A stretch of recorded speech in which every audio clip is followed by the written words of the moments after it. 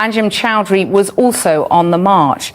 So one of the suspects attended your marches, listened to your lectures. You therefore helped radicalise him. Will you apologise for what's happened down in Woolwich? I'm not going to apologise for exposing the crimes of the British government in Iraq or Afghanistan. That's not the question I asked. You helped radicalise let me answer the question in my way.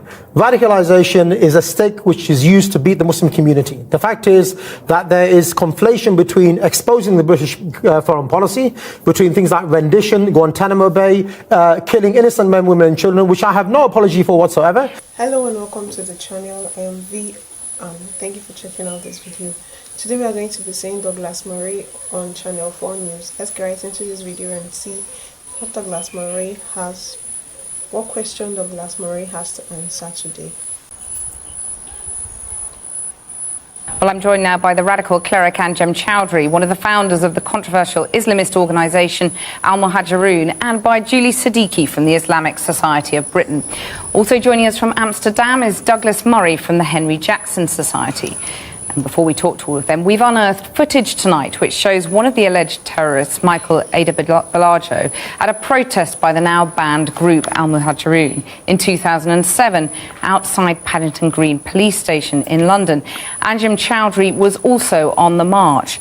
So one of the suspects attended your marches, listened to your lectures. You therefore helped radicalise him. Will you apologise for what's happened down in Woolwich? I'm not going to apologise for exposing the crimes of the British government in Iraq or Afghanistan. That's not the question I asked. You helped radicalise let me answer the question in my way. Radicalisation is a stick which is used to beat the Muslim community. The fact is that there is conflation between exposing the British foreign policy, between things like rendition, Guantanamo Bay, killing innocent men, women and children, which I have no apology for whatsoever. And we will continue to expose. You helped radicalise the suspect, and now a British soldier is dead on the Woolwich Street. Answer the question the way that I want. The question I'm asking is, you helped radicalise him because you were there with him on these marches. Will you apologise? Radicalisation is calling for the Sharia nowadays. Radicalisation is exposing the British government. Radicalisation is commanding good, forbidding evil. We say, and we've always said, that we live here under a covenant of security. It's not allowed to target innocent people in return for our life and work being secure. And we've said that over the years. But the fact is the biggest radicalising factor is the British government and the foreign policy. But radicalisation is also about justifying violence, isn't it? No, it's not. Will you take some responsibility for what has happened on the streets of Woolwich? Pejorative like radicalisation, fundamentalism, extremism is used by the British government to silence a section of the community which expose their own policies. There's something called Islam. Islam calls for the Sharia. Islam says that people have a right to defend themselves. And that's what we propagate. We don't propagate something outside of Islam. Douglas Murray, how should the government respond to the kind of things that Anjem Chowdhury is saying there? Well, it's very difficult in a way for the government because Al-Muhajirun and its offshoots have already been banned. Its offshoots have been banned for many years. And this group, of course, and its activities predate 9/11. I mean, I think it's very important to remember that Amer Mirza was convicted, first a member of Al-Muhajirun, was convicted in 1998 for his attempt to firebomb a British Army barracks. There have been a spate of attacks. We've worked out that about 20% actually of convictions, of Al-Qaeda-related terror convictions in this country, have a linkage with Al-Muhajirun and with Mr. Chowdhury. Okay, Douglas, let me put that point direct to Anjem Chowdhury. I mean, that's quite an astonishing figure. I mean, you take some responsibility for that, don't you? No, not at all. I think that you need to make a distinction between legitimate political and ideological struggle, which we have been doing for about 15 or 20 years in this country. You know, I've never been arrested. I've never been arrested for organising any terrorist activities, any kind of military bases or anything like that. And the reality is that people we come across, we have a huge number of demonstrations and processions and activities. And of course, we come across many people. People may leave our own activities and do things outside of that. And we're not going to be accountable for that. But there is nothing legitimate about radicalising Richard Dart, who plotted to bomb Wootton Bassett. How many jihadists have you? How many jihadists have you influenced? How many people have they killed? Richard Dart was in prison for 9 or 10 months. He faced the choice between having about 20 years in prison or taking a plea bargain. He made a couple of phone calls. He typed a few things on a computer. Wait. The fact that he was forced to plead guilty doesn't mean that he was planning anything at all. In court, you radicalised him. It was said in court that you radicalised Richard Dart. Please. How many jihadists would you say you radicalised? For the British government and their own media wing, radicalisation is calling for the Sharia. Radicalisation is exposing their murderers in Muslim countries. Radicalization is saying that we want the Sharia. The fact is that, you know, these kind of terms are used to demonize the Muslims and to justify your foreign policy. Okay, Julie Siddiqui, let me bring you in. What's your response to what you've heard there? Well, I just want to first of all give my condolences and thoughts to the family, friends and the people of Woolwich, really, the family and friends of Lee Rigby. Of course, today we're seeing the, you know, face to a name, really, and it makes it even more horrific and very, very sad what we saw in our streets unfolding yesterday. You know, I think really all of us, any decent people in this country, will realise that this kind of rhetoric has no place whatsoever in this country.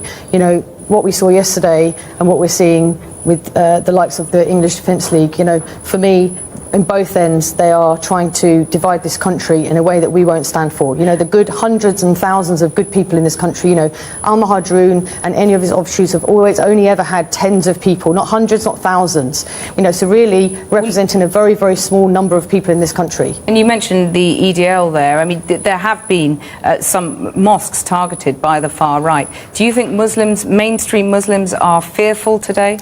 I mean, I think Muslims do feel vulnerable today, and you know, some mosques were attacked yesterday, and we're hearing all sorts of other stories coming through. And of course, we have to all remain calm and measured to make sure that these things don't escalate any further, because that's obviously something that we don't want to see in this country either. So I think Muslims do feel vulnerable today, but I think the overwhelming majority of Muslim organisations and individuals have come out in full force today to absolutely condemn and say that this kind of action has no place whatsoever in this country.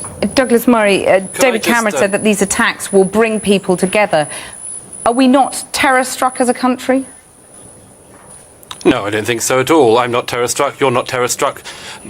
Almost none of the British nation, I should think, is terror-struck. What we are is united in disgust, Muslims and non-Muslims. You know, it's extraordinary, really, for most of us, because we've all witnessed Mr. Chowdhury and his group for many years trying to provoke the British people. He's got on his record not only these huge swathes of people that he has helped to radicalise, but of course he's also created the English Defence League, an incredible double whammy achievement for one individual. But you know, one of the things that's most interesting in this is the continual provocation of Mr. Chowdhury does not persuade and will not persuade most of us to believe that most Muslims are like Mr. Chowdhury. They are not. Most Muslims in this country are utterly disgusted by him and his actions.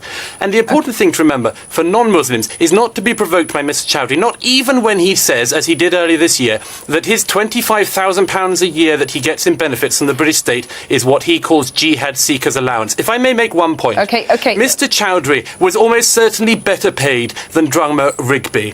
That fact is something that we should mull on and I would suggest sort out swiftly.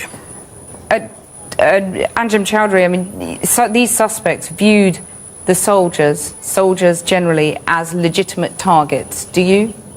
Well, let me just say first of all that Douglas Murray. Wait a second. Douglas Murray is talking rubbish. I'm not getting 25k a year. We'll leave I'm that not aside. on JSA for your information. Leave Check that your aside. facts. Yeah, we'll and she's wrong as well. We don't have 10 or 100 members. We have many. Right. But the point These is, suspects, soldiers who are fighting in Afghanistan, obviously the people have a right to defend themselves. What we say in Britain is that we have a covenant of security. In return for our life and wealth being protected, it is not allowed for Muslims to target the life and the wealth of the people with whom we live. But I tell you something. Okay. The people who are oppressing the Muslims is the British government. The people who are banning ideological and political struggle are the British government. They don't allow people to express themselves. Chowdhury, you've had your time. You've had your say. Thank you very much. We have to move on now. Oh my God, guys, it's so disheartening how people die and some people don't feel any pain. They don't feel any guilt whatsoever about whatsoever is going on around them, because they feel they are defending themselves in some form of ways. That was rather a strong one there from this video. I would like to get your thoughts and opinion in the comment section. Thank you for watching and ensure you subscribe for more videos like this. See you right in my next video. Bye.